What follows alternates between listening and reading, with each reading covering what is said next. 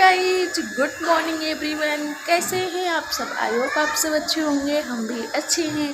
तो होलिका दहन की आप सभी लोगों को ढेर सारी हार्दिक शुभकामनाएं। और आज मैं बहुत खुश दिख रही हूँ आप लोगों को। रीज़न ये है कि आज का दिन ना मेरे लिए ना बहुत ही यादगार है, बहुत ही ख़ास है। मैं क्या बोलूँ, मैं आज के दिन का 2-3 दिन से इंतज़ार कर रही हूँ। 2-3 दिन से ही खुश हूँ कि आज ये होलिका दहन है, होलिका दहन आने वाला है। रीज़न ये है कि होलिका दहन के दिन ही साची का बर्थ हुआ था, साची पैदा हुई थी। तो मुझे बहुत खुशी हो रही है कि पिछले होलिका दहन के दिन साची मेरे पेट में थी। साची का बर्थ नहीं हुआ था इस टाइम तक। और सुबह की सारी तैयारियां हो रही थी, होली की घर की सारी तैयारियां हो रही थी। और मम्मी, वो होता है ना सरसों का बुकवा लगाया।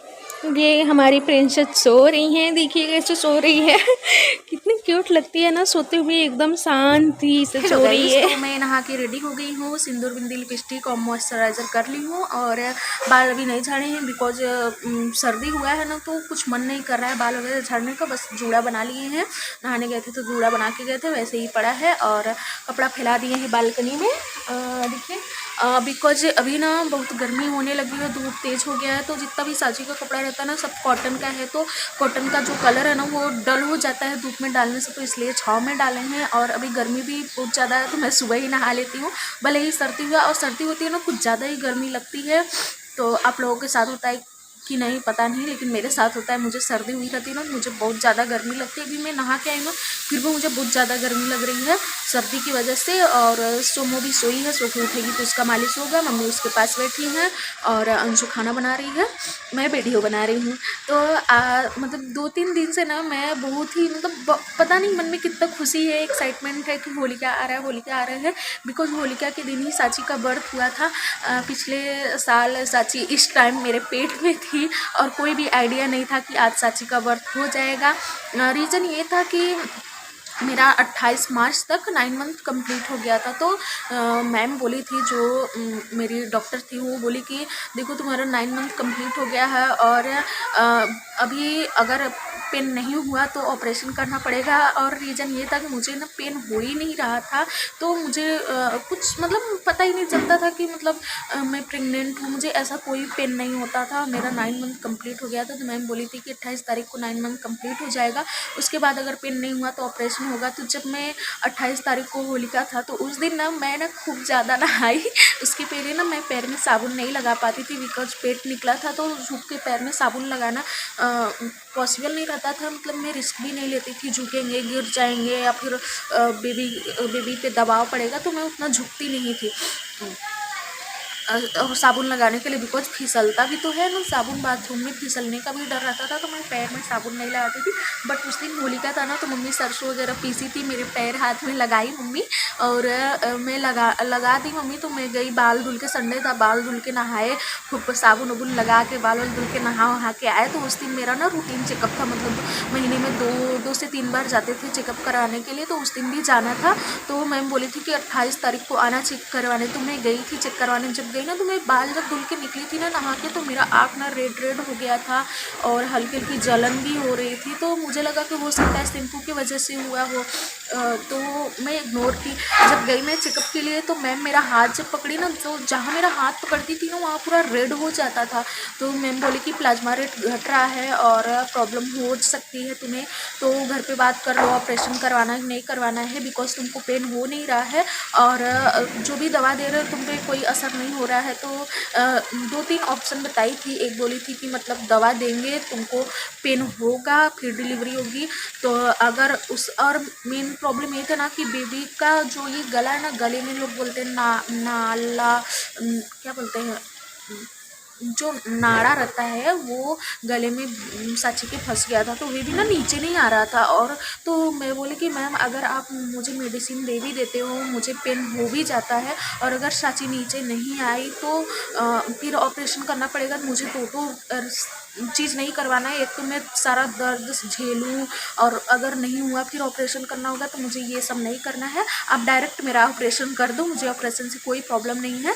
तो फिर मैं घर पे बात की मैम 2-3 ऑप्शन दी थी, लेकिन मुझे उसमें सबसे बेटर ऑप्शन यही लगा कि मैं ऑपरेशन करवा लूँ, बिकॉज मैं दर्द चलो दर्द सह लेते, लेकिन अगर उसके बावजूद भी नहीं होता, मुझे ऑपरेशन करना पड़ता, फिर क्या फ़ायदा। और मुझे ये था ना, बस मेरा बेबी अच्छे से आ जाए और मुझे कुछ नहीं चाहिए। तो मैं तुरंत मम्मी पापा के पास फ़ोन की, बाबू के पास फ़ोन की, सबका परमिशन ली कि मुझे ऑपरेशन के लिए बोल रहे हो, ऑपरेशन करवा ले। तो मम्मी पापा भी ये बोले कि जिसमें तुम सेफ़ हो, बेबी सेफ़ है, वो करवा लो। तो मुझे यही बेटर लगा ऑपरेशन करवाना, तो फिर मैं ऑपरेशन के लिए हाँ कर दी। फिर बाबू को मेरा सामान पहले से ही पैक था, 20 दिन पहले से ही, जब 9 मंथ लगा था ना, तभी से मम्मी सब सामान पैक कर दी थी, जो हॉस्पिटल ले जाने वाला रहता है, जैसे कपड़ा वगैरह वगैरह जो भी होता है, तो सब पैक था, रखा था। तो फिर बाबू को फ़ोन किया, और उस टाइम ना बाबू को कोरोना हुआ था, तो वो घर पे ही होम आइसोलेट थे, आइसोलेशन में थे, तो उनको बाहर आना अलाउ नहीं था। लेकिन उस दिन कौन बाहर नहीं आएगा जिस दिन उसका बेबी आने वाला है। तो उनको बोले, तो वो अपने फ्रेंड को फ़ोन किए, उनके फ्रेंड आए, फिर वो अपने फ्रेंड के साथ सारा सामान लेके, पैसा वगैरह लेके सब आए। फिर जो हॉस्पिटल में फॉर्म वगैरह फिलअप करना था, पेमेंट किए, फॉर्म फिलअप किए, साइन वगैरह जो भी करना था सब किए।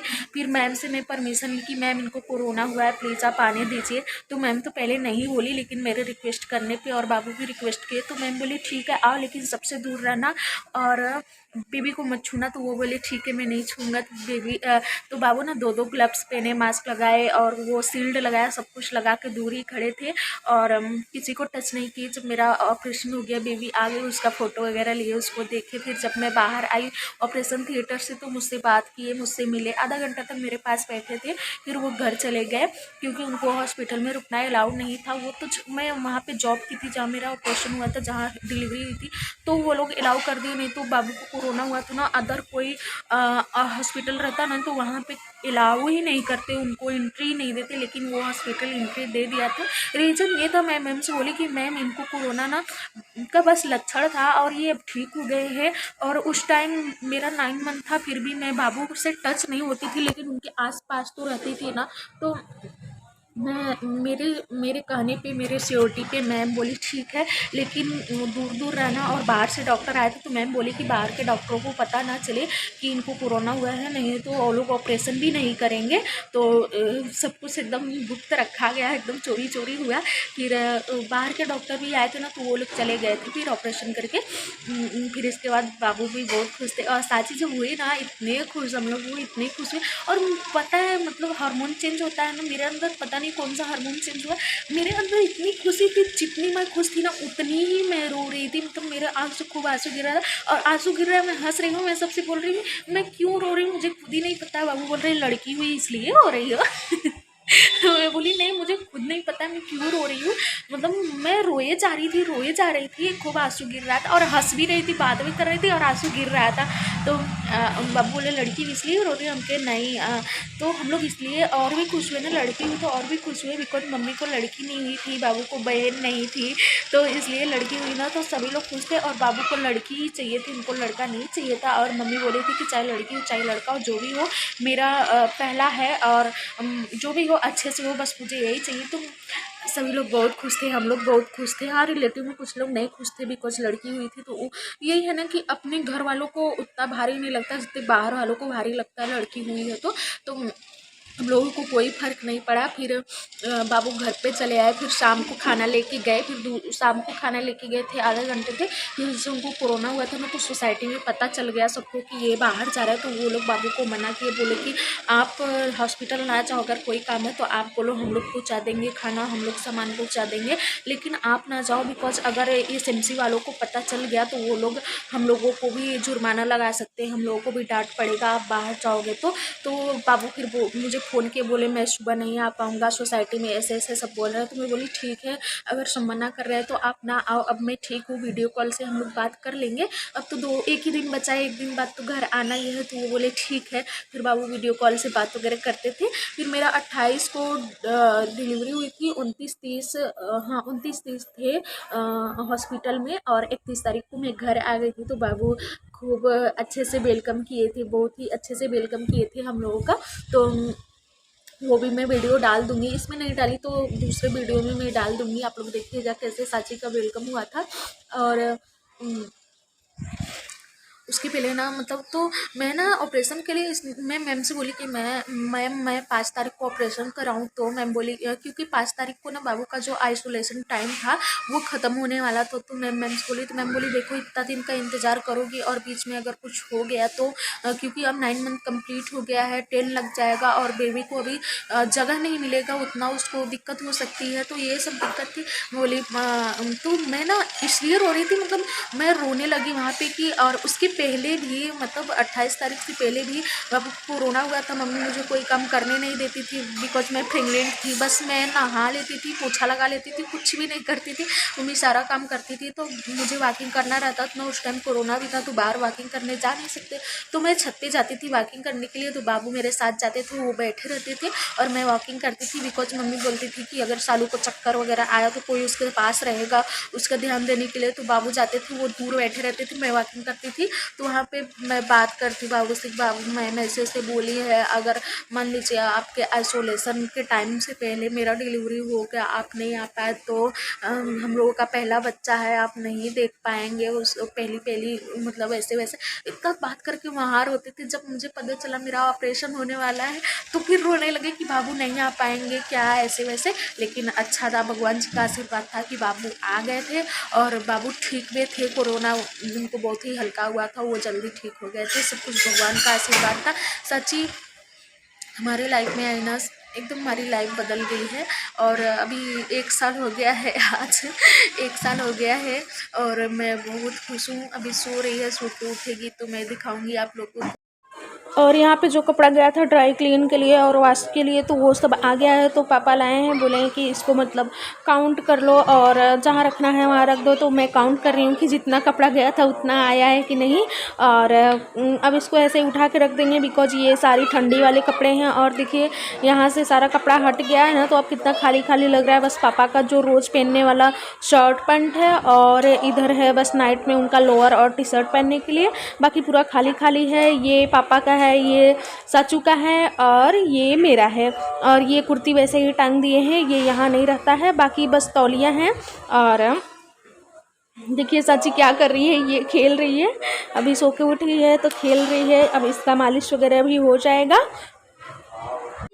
बाकी ये सब कपड़ा फोल्ड करना है तो साची फोल्ड कर रही है। देखिए उसको पता चल गया है कि ये सारा कपड़ा रखने के लिए रखा गया है। और यहाँ पे मैं जितना कपड़ा सूख गया था वो सब फोल्ड करने के लिए रख रही हूँ, बिकॉज ये सारे कपड़े सुबह के ही धुले गए थे। एक दिन सुबह मम्मी धुल दी थी तो सब सूख गए हैं। तो उसको अब मैं फोल्ड करके जहाँ जिसका कपड़ा रखा जाता है वहाँ पे रख दूँगी। और साची जो है ना मैं जितना कपड़ा फोल्ड कर रही हूँ उतना ये बिगाड़ दे रही है, गिरा दे रही है। तो अब इसको मैं झूला में डालूँगी, नहीं तो ये मुझे ना कपड़ा एकदम फोल्ड नहीं करने देगी।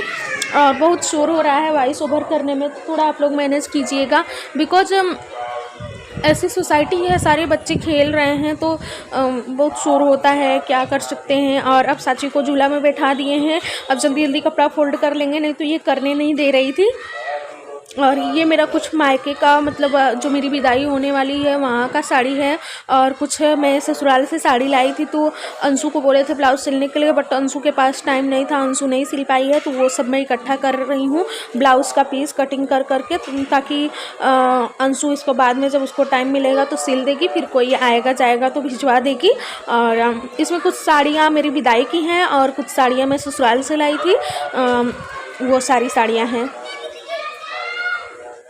इनका छाला कल को दिखाया जाएगा।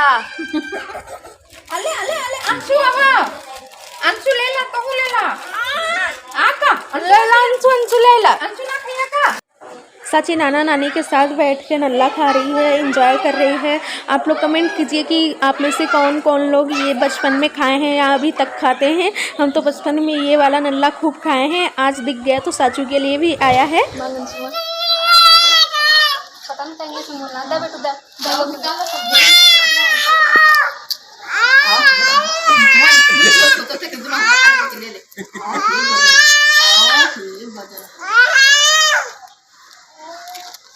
itu lebu le अंशु ले ला, अंशु ले ला, ला चला ला ले। तो दोनों में लेबू का कुल कुल कुल अंशु जब ले रही थी नल्ला तो साचू बहुत चिल्ला रही थी। अंशु अगर कुछ भी ले लेती है ना तो साचू को पसंद नहीं है, वो बहुत चिल्लाती है कि क्यों ली है। और देखिए कितना चिल्ला रही है अंशु के ऊपर। और यहाँ पे मम्मी, अंशु, साचू, पापा सभी लोग मार्केट जा रहे हैं बिकॉज कल होली है तो होली की तैयारी स्टार्ट है, तो सभी लोग शॉपिंग करने जा रहे हैं। आई होप आप लोगों को वीडियो पसंद आया होगा, तो प्लीज़ वीडियो को लाइक करिए, शेयर करें एंड सब्सक्राइब करना ना भूलें।